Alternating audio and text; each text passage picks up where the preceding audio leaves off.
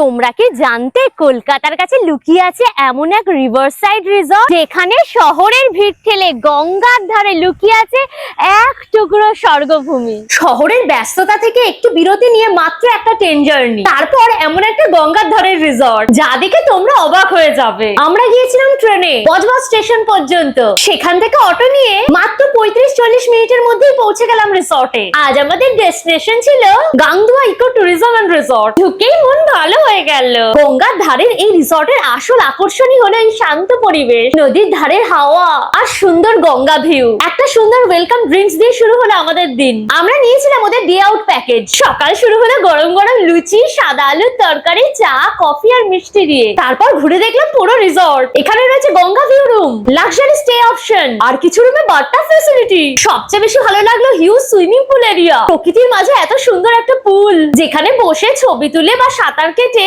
পুরো দিনটাই উপভোগ করা যায়। এরপর জমিয়ে লাঞ্চ, ভাত, ডাল, ভাজা, সবজি, মাছের কালিয়া, মাটন কারি, চাটনি, পাঁপড়, মিষ্টি। এরপর গেলাম বোটিং করতে, আর চারপাশের ভিউ ছিল একদম অসাধারণ। বিকেলে ছিল চা কফির সাথে চিকেন পকোড়া, ফ্রেঞ্চ ফ্রাই আর ফিশ ফ্রাই। একটা ছোট্ট ট্রিপ, কিন্তু প্রকৃতি, গঙ্গার হাওয়া, ভালো খাওয়ার আর অনেক সুন্দর মুহূর্তে ভরা একটা দিন। গাংদুয়া ইকো ট্যুরিজম এন্ড রিসর্ট কলকাতার কাছেই একটা পারফেক্ট ডে আউট।